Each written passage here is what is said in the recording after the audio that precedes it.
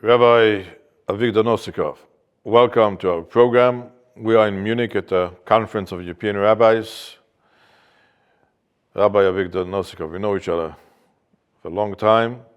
You were born in Leningrad, today St. Petersburg in Russia, and you studied in yeshivot and rabbinical schools in Israel, in Chibin, came back to Russia, and you became the Chief Rabbi of Voronezh, which is south of Moscow, and you left Russia right after the beginning of the Russian-Ukrainian war in 2022.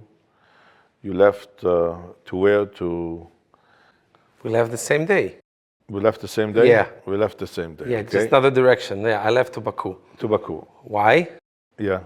Wasn't other choice. Was no tickets. No tickets, whatever. You stayed in Baku with your family for quite a while, and then you moved to Germany. You became the Chief Rabbi of Dortmund. So you have been the Chief Rabbi of Voronezh, and now you're the Chief Rabbi of Dortmund in Germany. That's quite an accomplishment for somebody who's changing countries, changing communities. So I would like, first of all, to start with the question. You must probably still in touch with your community in Voronezh, with your friends. You have a very large presence on social media in Russia. What's the situation of Jews in Russia today?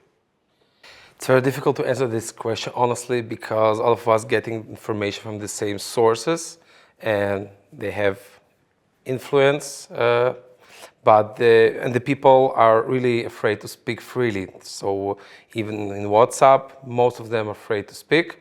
But I think the majority of the people understood that they are in a wrong situation, in not the best regime, and definitely not a liberal state or a state of freedom that guarantees freedom to her citizens. However, I think in some kind of way it looks like the times in 1917, just before, just after the Soviet Revolution, that many people, some people that had a good view on the future understood and left and took property and left in not the worst conditions, and the others stayed because they have here their homes, their work, their business, or whatever.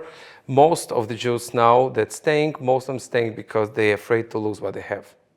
So the pessimists left, the optimists stayed. What percentage of the community left since the beginning of the Russian-Ukrainian war? There is no definition like community in the German or Jews. English meaning of Jews. Very small percent, very small part of the Jews, but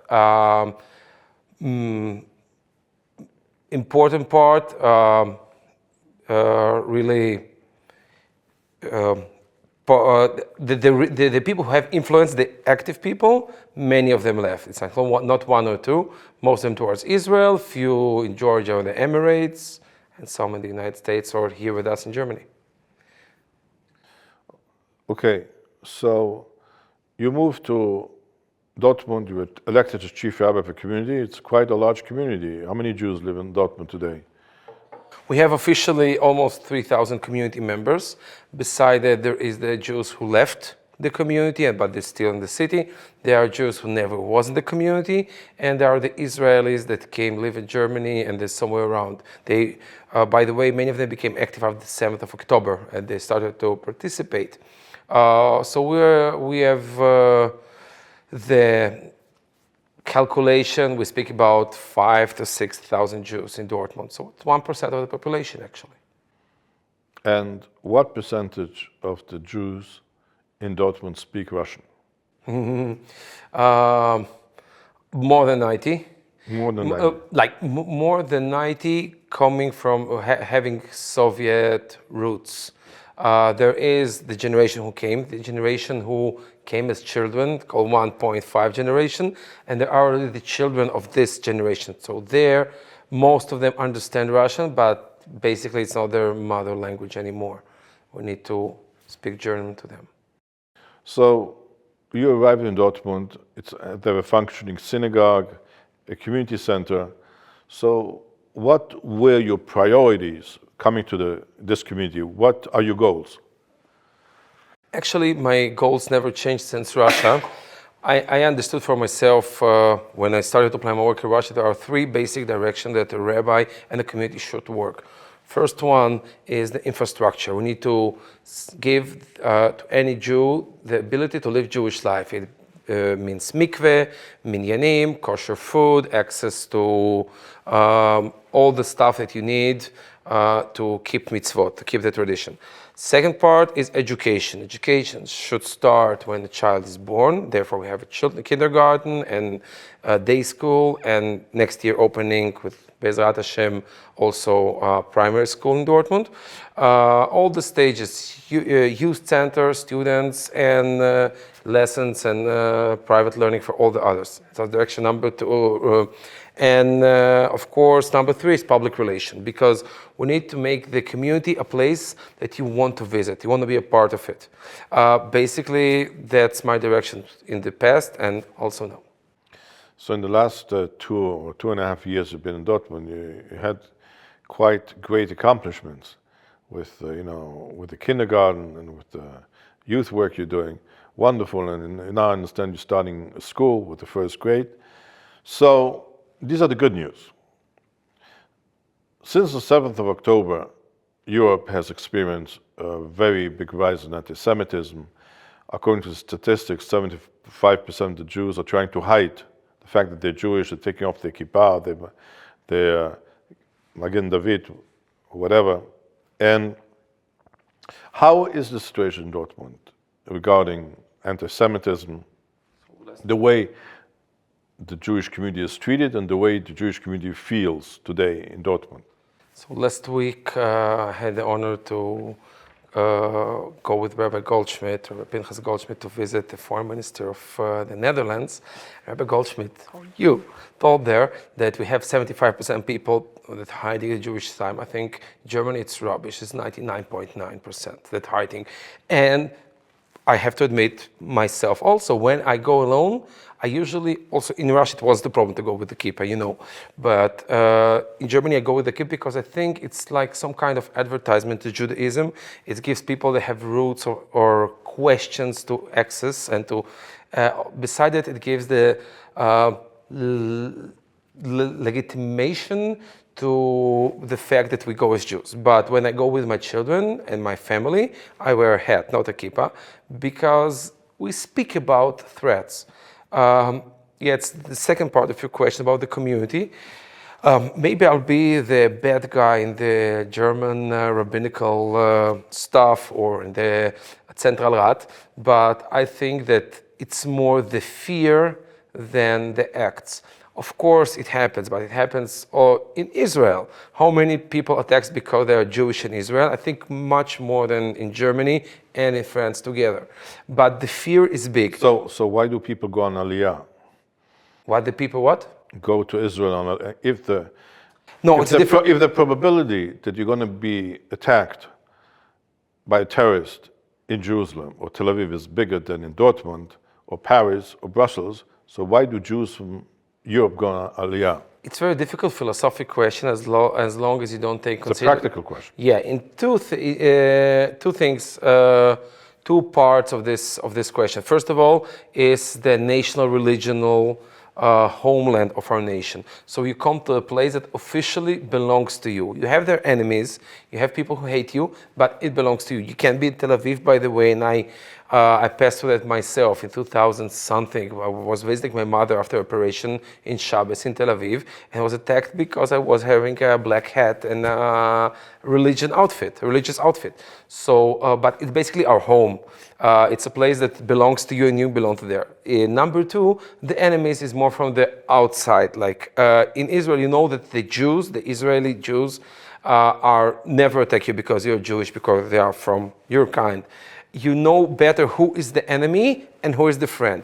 Here or in Brussels, you can go in the street and a person that looks average, normal citizen will scream something towards you, and this is the not the worst option. So has there been anti-Semitic attacks in Dortmund? No. There was, it was no physical violence. It was people who screamed "Free Palestine" from the river to the sea, and wasn't exposed to physical attacks or to some news about it. I can understand why we do need the police car 24/7 near to the entrance to the community, because even if one crazy one mishuge comes and writes a graffiti in the night, "Dead to the Jews," Juden raus, or something like this, it will not harm anyone, and it will take an hour to paint it back. But the fear that this picture will implant will cause to zero participation the next weeks. I can bring an example. 7th October, we had this horrible attack. The first workday after Yom Tov, after Simchas Torah, we had in our kindergarten with 80 children, 18 students, just 7 participated. All the others, fear. More than 90% had fear. So there we are. It's more the security issues. I think it's more fighting with the fear than fighting with real terroristic possibilities of attack or violence. But I may be wrong. I just 2 years and 2 months in Germany. Rabbi Nosikov, you have been coming here to the conferences of the Conference of European Rabbis. You're meeting rabbis from other countries in Europe, from France, from England, and from other countries. So I see you talking to each other, you compare your problems, your challenges in your communities. Is Germany different than England, France, Switzerland for a rabbi, for a Jewish community? Every place is definitely different, even every community. It's difficult for me to compare with those countries because every rabbi just explained his point of view on the work he performs. Basically, most of us handling the same major problems. It's assimilation, it's Jews that don't participating, and maybe conflicts with boards, so who need to have more value, the secular or the religious leadership. Basically, those issues are the same. Probably there are some kind of differences in security, in threats, in regulations, languages, and so on, but it's not a game changer.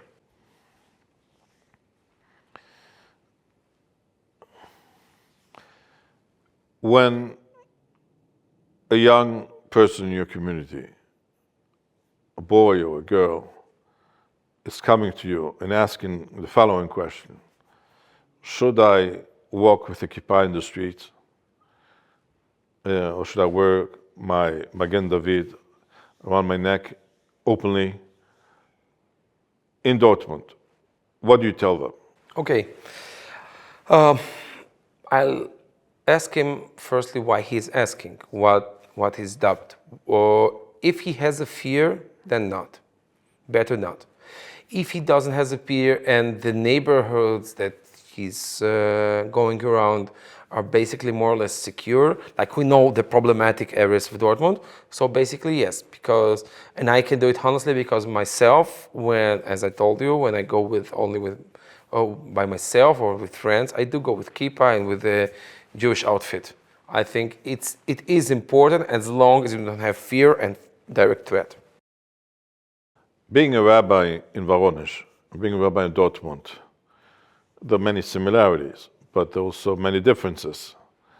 Would you like to point out a few big differences in your rabbinate in Western Europe and your rabbinate in Eastern Europe? It's definitely another word. In Western Europe, the communities are built. Okay, the difference, number one, the community organization. Community organization in Russia and probably East Europe controlled. The voice that you have to influence the community work depends on how much money you put there. In here, every voice has the same weight. So if we have 3,000 community members and 30 or 40% of them aren't working and getting social help for the government, they have the same voice like the person who donates hundreds of thousands of euros every year. So we count voices and not property. Yeah. So here in the West, you have membership and every member democratically has the same weight in the elections of a board, of a president, of a rabbi, while in the former Soviet Union, in Russia, it is the elite, the oligarchs or whatever, people who give the money, who run the communities. So the question I'm asking you, where is it easier to be a rabbi? In other words, in Voronezh you had to raise money, you renovated beautifully your synagogue in Voronezh.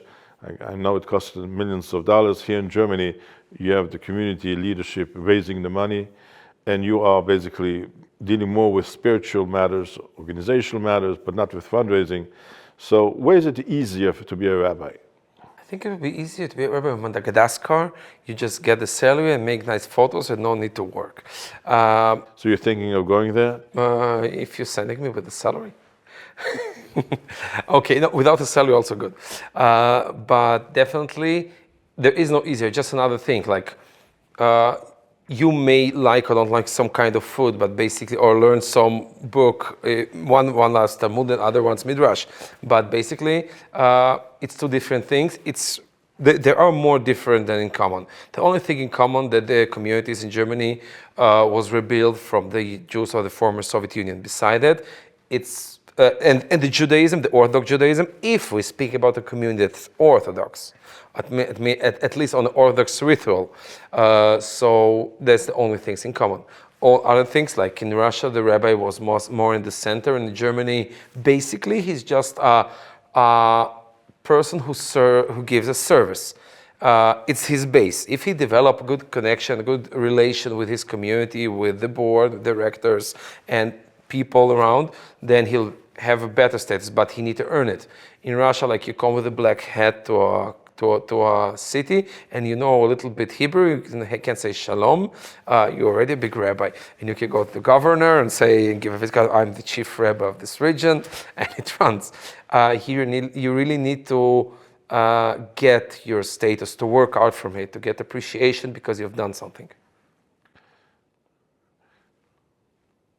So I think that the most important tool of a rabbi is his tongue, is what he says, the way he speaks, the message he gives to his pupils, to his students, to his community. You are a rabbi, you're standing in front of young people, students of a university, secular Jews who barely know anything about Judaism in southern Russia. And let's say you do the same thing in Dortmund. Where would it be easier to attract people with your message of Judaism, of Torah, of the spiritual message of what the Jewish tradition is to give to young people today living in Europe? So before I answer the question, Rabbi Goldschmidt, I will challenge you about the tongue. I think ears aren't more important because people who know how to hear the other, to listen to him, yeah, it's even more valuable than giving good speech. Therefore, we have 2 ears and just one mouth. But definitely, this one is an easy question. In Germany, it's easier. Sure, and I'll tell you. I'll explain it with a joke. There is a joke. I very enjoyed it. I heard the first days in Germany. You know why Germans go and sleep early? Why? Because in the dream is less boring than in Germany. And in Russia, it's just the opposite. Yes, in like you have lived in Moscow. I used to live in Voronezh. We both know that the secular life are very rich in Russia, in tens of times more than in Germany, even comparing to Berlin. You know, you can't compare Moscow restaurants, events, nightclubs, everything. A city which never sleeps. We say it of many places, but Moscow, compared to Berlin, Voronezh compared to New York, it's just other word. You know, we going out with my children to take a walk Sunday morning. We have the feeling like 1st January, 5 in the morning in Russia. Because you cannot see in Russia empty street, only 1st January after everyone celebrated the New Year and they're all drunk, and you maybe have one ambulance and one taxi runs on the street. Beside it, it's almostly ever they have some moving. Germany is boring. Therefore, our competition for the students' attention was not with the church, not with the mosque.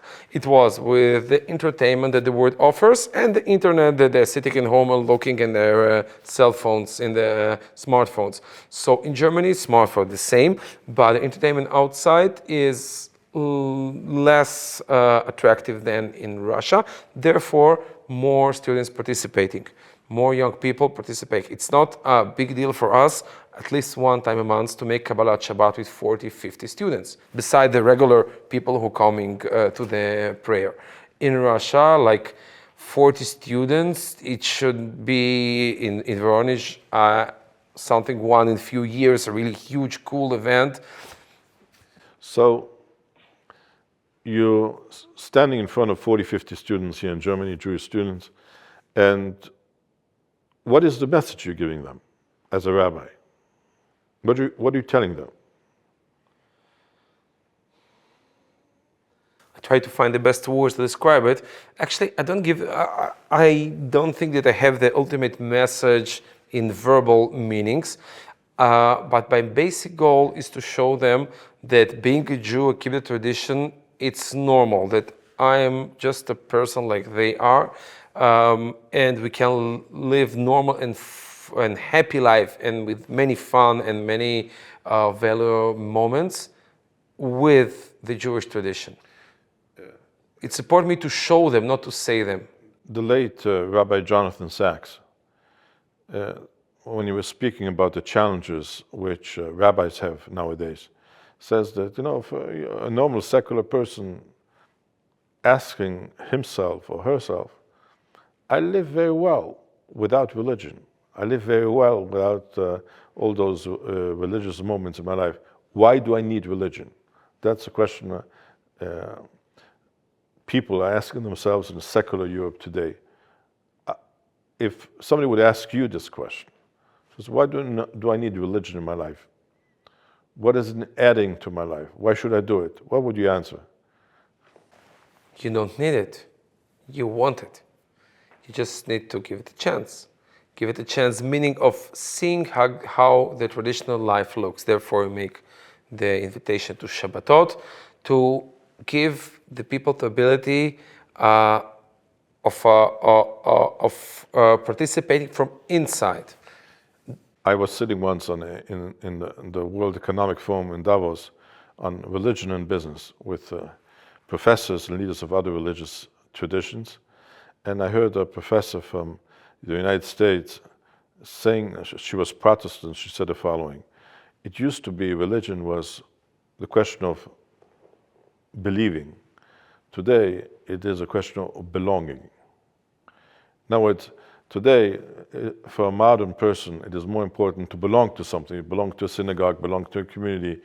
The person today in our internet age, even though he's connected his whole life with thousands of people in the world, but actual friends, actual social life, people he can hug and kiss and eat with and drink with, and a nice conversation. That's during Corona, what people missed the most is the closeness to another human being. And this, I think, is what also brings a lot of people who are not affiliated with the Jewish community to Judaism. And a lot of times when I speak to people who are thinking of converting to Judaism, it was this idea of this wonderful Jewish community of being together, of belonging to something. Do you see this as well? I think actually, yeah, it was difficult to describe just in one sentence all those ideas, all this wonderful idea. I took the example of Shabbat because Shabbat is a small word that shows you everything, also the belonging, also the religion, also the time with family and friends without distracting activities. But definitely, yes, belonging is also important. Therefore, many people staying community members, even they aren't religious and not participating, and paying membership. So yeah, it's basically also one of the values that we can use. But we just need the person to make the first step. From this place and on, we are the rabbis should, and with our colleagues from the community, all the departments and the people who engage the community work, should give them the feeling that fits for those people. Your Rabbi Goldschmidt told yesterday about the tailored offer that some places giving in the people who coming there. So basically, I think it also happens in our community. So when a person comes, Rabbi should meet him, and at least from the first few moments of talking to him, of being in touch, understand what is his point of pain and when you can make his life better, where you can give him. So you're right that Shabbat is a very, I would say, one of the big points of attraction of Judaism. And especially because according to Halakha, you're supposed to disconnect from your iPhone and from your computer, from the internet, and it's, disconnect in order to connect with your people. So Shabbat is playing a very central role in what Judaism today has to offer to a modern man and a modern woman. The last question I'm asking you is, the German Jewish communities are called the Einheitsgemeinde, united communities. You have in one community, under one roof, you have Orthodox Jews, you have traditional Jews, you have secular Jews, and sometimes liberal Jews and Reform Jews, and under the same wing of the community you have an Orthodox synagogue, and sometimes you have a liberal minyan or whatever. Is this really working, this unity of everybody under one roof? Is it good? Will this continue? I will share with you some deep secret, Rabbi Goldschmidt. Actually, one of the reasons that was not so hard for me in 2010 to leave Israel and to take the offer of Voronezh is because at this point I saw so many conflicts between Jews in Israel, so I wanted to rest a little bit from it. And definitely when we are in a small community, like just a few thousand people, a few hundred people, we are more united. Of course, our nation will find the place to fight, even if we are only two. If only two on us. Even if you're alone on the island, you will have two synagogues. You know the story in Afghanistan. Yes, sure. Two Jews left in Kabul. Yes. And they were sitting in the same synagogue, but they didn't speak to each other. Yeah, they had two synagogues, I think. No, one synagogue, but sitting in two. Yeah, that's a great illustration from the reality of this famous joke. However, I know that in Düsseldorf, for example, they have some separation for liberal. We have real Einheitsgemeinde, united community. Everyone prays on the same place and same minyan. Not we, like our community generations before, decided this Einheitsgemeinde, unit community, runs under our Orthodox tradition. Therefore, they took an Orthodox rabbi. So it's much easier for me, we accept everyone. And I had a great lesson from you, I still remember it, in Prague. In Prague in 2013, we had a meeting, and we had in the end some symposium over there. One of the rabbis asked you if we allowed to give an aliyah to untraditional people with not some usual behavior, I'll say gently. And your answer was that most of the communities of Kirov are dealing with people who don't keep Shabbat. The person who doesn't keep Shabbat with the person who's not traditional relations are basically the same. No one separates a person who doesn't hold Shabbat. Just the other hand, we need to take a person who doesn't hold Shabbat and call him to the community and call him to the Torah and join the minyan and show him he's still a part of us. And then we may hope to a change, to give him a step. So I remember this instruction, and I believe we need to give all the Jews that in the community respect the rules and behave properly, the chance to make a step towards Hashem and towards the Torah. To be inclusive, this is the message. We have with us the Chief Rabbi of Dortmund, Rabbi Avigdor Nosikov, the former Chief Rabbi of Voronezh, Russia. It's wonderful to have you here. I wish you a lot of success in your rabbinate and your holy work. Thank you, Rabbi Nosikov. Amen. Thank you, Rabbi Goldschmidt.